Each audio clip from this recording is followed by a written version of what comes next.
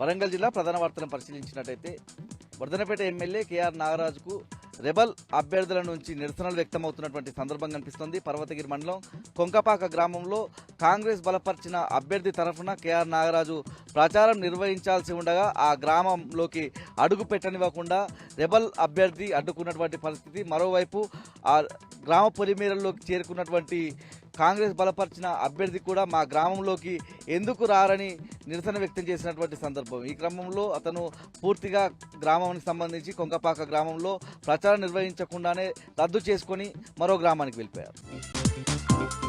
జయశంకర్ భూపాలపల్లి జిల్లా ప్రధాన వార్తలను పరిశీలించినట్టయితే మొగుళ్లపల్లి మండలంలోని పలు గ్రామాల్లో సర్పంచ్ ఎన్నికల సందర్భంగా బీఆర్ఎస్ బలపరిచిన అభ్యర్థుల తరఫున మాజీ ఎమ్మెల్యే గండ్ర వెంకట్రమణరెడ్డి ప్రచారాన్ని నిర్వహించారు.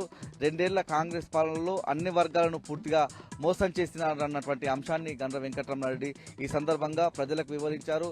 బీఆర్ఎస్ బలపరిచిన అభ్యర్థులను గెలిపించాలని సందర్భంగా ఆయన ప్రజలకు పిలుపునిచ్చారు. ములుగు జిల్లా ప్రధాన వార్తలను పరిశీలించినట్టయితే ఏటూరు నాగారం మేజర్ గ్రామ పంచాయతీ పరిధిలో ఎన్నికల సందర్భంగా గ్రామ పంచాయతీ ఎన్నికల ప్రచారానికి వెళ్ళినటువంటి కాంగ్రెస్ నాయకులను ఎక్కడికక్కడ అడ్డుకుంటున్నారు. నిన్న మంత్రి సీతక్కను ప్రజలు నిలదీశారు. ఇవాళ ఆమె తనయుడు సూర్యను కూడా నిలదీసినటువంటి సందర్భం. ఏ గల్లీలోకి వెళ్ళినా కూడా ప్రజలు అక్కడ ఉన్నటువంటి కాంగ్రెస్ నాయకులను పథకాలకు సంబంధించి అంటే 2 ఏళ్ల కాలంలో కాంగ్రెస్ ప్రభుత్వం అధికారంలోకి వచ్చిన తర్వాత ఏ ఒక్క పథకం అమల్లోకి రాలేదని పూర్తి స్థాయిలో ఇబ్బందుల్లో ప్రజలమంతా ఉన్నామన్నటువంటి అంశాలను వ్యక్తం చేస్తూ నిన్న ఇందిరమ్మ ఇండ్లకు సంబంధించి సీతక్క నిలదీశారు. ఇవాళ కూడా పథకాలకు సంబంధించి మంత్రి సీతక్క తనయుడు అదేవిధంగా ఇతర కాంగ్రెస్ నాయకులను కూడా నిలదీశారు. హన్మకొండ జిల్లా ప్రధాన వార్తలను పరిశీలించినట్టయితే దీక్షా దివస్ కార్యక్రమాల్లో భాగంగా ఇవాళ 10వ రోజు హన్మకొండ జిల్లా బీఆర్ఎస్ పార్టీ కార్యాలయంలో కేసీఆర్ కంటి వెలుగు కార్యక్రమాన్ని నిర్వహించారు.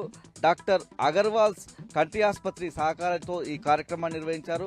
మాజీ ఎమ్మెల్యే దాసే వినయ్ భాస్కర్ ఈ కార్యక్రమాన్ని ప్రారంభించారు. స్థానికులు పెద్ద సంఖ్యలో కార్యక్రమానికి హాజరై కంటి పరీక్షలు చేయించుకున్నారు. రేపు విజయ్ దివస్ సందర్భంగా ఘనంగా కార్యక్రమాలు నిర్వహిస్తామని దాసే వినయ్ భాస్కర్ ప్రకటించారు.